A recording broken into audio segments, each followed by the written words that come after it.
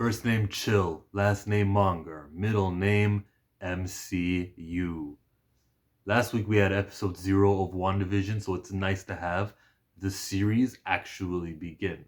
Because somewhere around the end of this episode, Geraldine stopped being Geraldine and became Monica Rambeau, became an agent of S.W.O.R.D., and we started getting some progress in the story. I hated knowing everything that I was watching in episode 1 and episode 2 being this alternate reality that Wanda is creating on her own, because they told us in every leading up to interview and every leading up to any promotional package, it was what they said was going to happen, we saw happen. And now all of the scenes from the trailer have been shown, with the exception of the Halloween scene, and I reckon that's going to happen in episode 4. And the Halloween scene particularly is when Catherine Hahn's character, Agnes, is telling Vision, you're actually dead. So that hasn't been seen yet from the trailer. Next episode. And there was a little bit of trickery there in the trailers. Minorly, but I noticed that the scene where Monica Rambeau, Geraldine, is being exited from the reality and it's daytime, they didn't air that in the show. Maybe I missed it. We only got to see her coming out of it in nighttime and at that S.W.O.R.D. base, at that base. So that we did get to see. We didn't see her, being ejected in the daytime, which means to me trailer trickery is still prevalent here in Marvel. And it also means that you edited and CGI'd all that just for the trailer and you use it in the show. Maybe we'll get to see it in a flashback next episode. She'll be like, all I remember was, and we'll actually see Wanda work her magic to make Geraldine disappear. I don't know why you would ever cut time off of an episode that's under 30 minutes. I don't even remember how long it was. So yeah, my disappointment with this series does continue in a way. When we talk about the beginning, when we talk about the meaningless, when we talk about the sitcom love and homages, I'm not going to say meaningless because it does have a meaning, but they're not hitting with me. Maybe in the 2000s they'll go to That's So Raven and Wanda will literally have a Vision. Maybe. ABC owns that one, don't they? Disney Channel? So they could go there. But this Full House, which I'm probably going to be interested in, they haven't confirmed that they're doing that yet. But, I mean, she's an Olsen sister, so we got to go there. The episode begins with a flashback scene. Meh. There was a clear moment of this is how PG this show was, when the doctor was explaining to Wanda and Vision, this is where babies come from. And that's the most that they went to. He didn't get PG-13. This is a PG show. And very family friendly, even though it's going to be bizarre. The home that they live in had the address 2800, which is the ECW arena. That's probably has nothing to do with anything. The doctor says he's going to leave to go to Bermuda. We know Bermuda Triangle for being that mysterious place where ships disappear. If maybe the Easter egg ends there, where they're trying to say there's something happening that's beyond what you understand. But I mean, clearly, yeah, that's why was everything in black and white in an episode prior? Yeah, something weird is going on. Wanda doesn't actually live here in Fairview. Yeah, okay. But if there's something deeper to the Bermuda thing, enlighten me, please. That's what the comment section is for. Herbert's programmed. He's cutting into the home. What the hell is going on? It feels like to me, based on prior episodes too, that when Wanda isn't paying attention, when she's having contractions, pregnancy and stuff, that's when things go haywire. When the pictures on the wall starts flipping and spinning. She really is the one maintaining this reality, and we only ever see other characters when she's not paying attention. There was a little moment where they cut away to Dottie and her husband. What was her husband's name? Phil, was it? I don't remember her husband's name. But yeah, but it was just a weird thing to see. Oh, look, we're looking at other characters be themselves. Interesting. We got to see Vision again, and he seems to pick up on things, or sense the uneasiness when Wanda's having the baby. She's out in the yard talking to Agnes, talking to Herbert, and that's when you get to see them actually see him try to piece things together, and it never works exactly the way it's supposed to because she'll just do the reverse reality thing where she reverses prior to when everything was okay. She's the villain in this show. Now, with her being the villain in the show, when that stork was showing up, walking, and Geraldine is um, just barely missing being alerts to it, I wasn't cheering for Wanda, and I wasn't hoping that Monica wouldn't actually see the stork. I was kind of hoping Monica would catch what Wanda's been doing. It's fixed in my head. Wanda's the bad guy now. Unfortunately, the protagonist is the villain in this story. It looks like she has all the control. Maybe it was Agnes, but maybe also Agnes. I'm beginning to think Agnes isn't Agatha Harkness. The devil's in the detail, Mephisto stuff, maybe that was a swerve. Because maybe Wanda is the villain and they're gonna swerve us and give us a twist. They're gonna be like, hey, listen, you comic book knowledge people who think you know what's going on, it might not be the case. But we're gonna drop a couple of breadcrumbs about the devil's in the detail as though the only place she is. Maybe she's just a nosy neighbor. Maybe, right?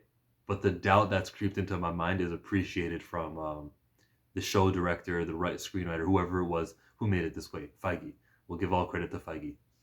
We can't do that for Kathleen Kennedy in Star Wars, but we can do it for Marvel. Oh, Tommy and Billy. As soon as they said those names, I'm like, yeah.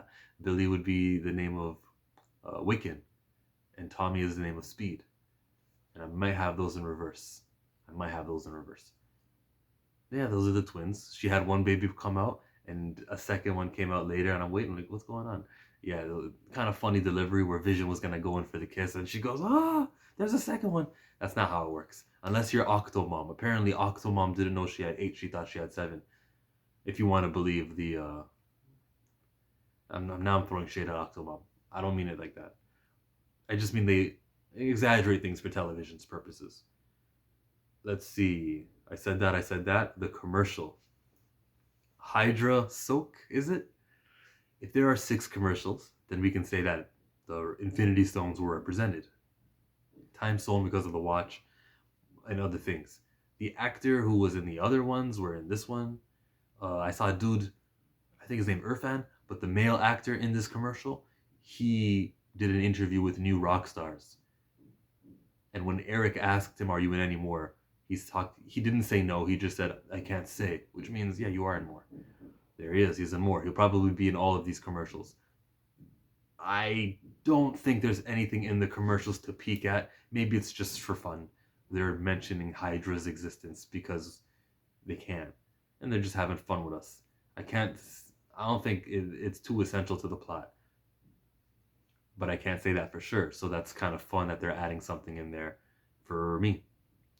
My favorite part of this episode, obviously, is when that ratio switched over into a widescreen and we get to see Geraldine back on regular planet Earth. That's a not reality influenced by Wanda. And I wanted so much more. I'm happy I'm going to be getting that. I do agree now with the order of the releases. Episode 1 and 2, and then episode 3. Finally getting answers. What I wouldn't do is make the commercials and the trailers have all of that information in episode 1 and 2. Because if I would have went in here blind, I'd have loved 1 and 2.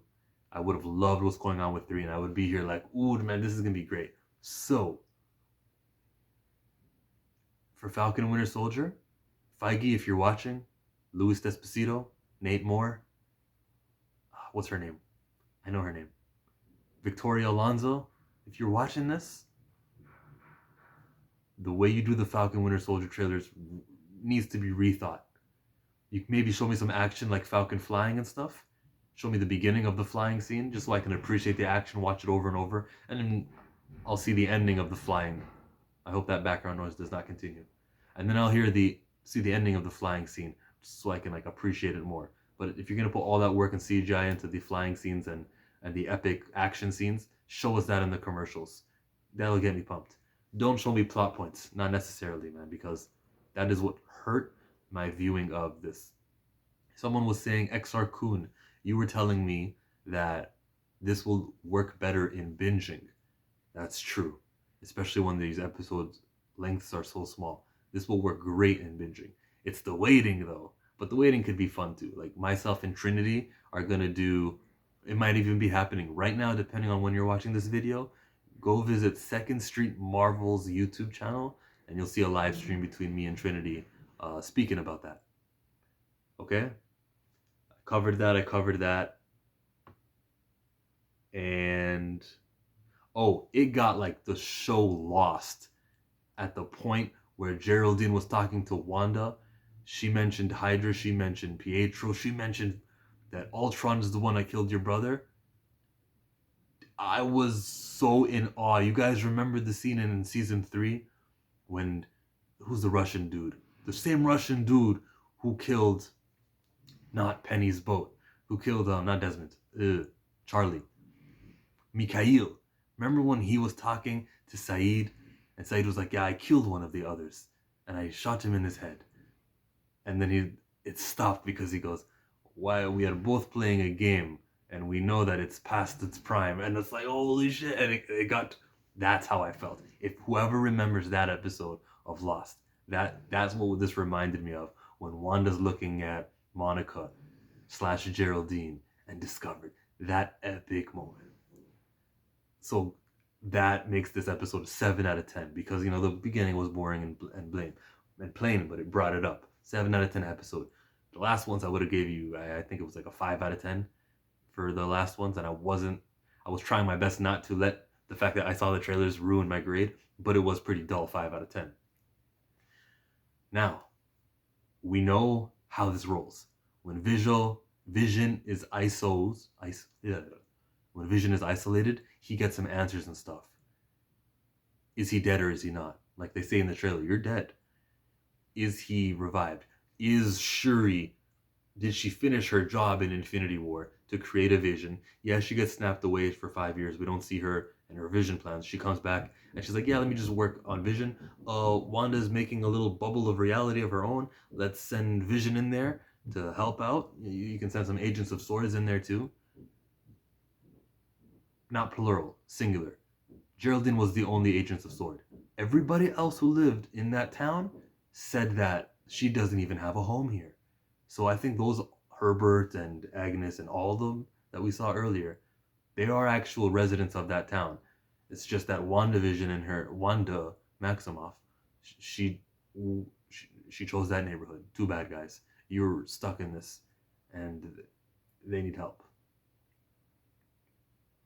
Scarlet Witch is the villain in the show. Agnes is not Agatha Harkness. I'm saying that now. It was a little trick that they played on us. And if it's not the case, I'm happy that they got me thinking. Good episode by Marvel. WandaVision is not this crap show which I felt like it was maybe a week ago. No, even then I was being respectful and saying there could be more to it. But this is good. My name is Chillmonger. Go check out the video that I'm doing with Second Street Marvel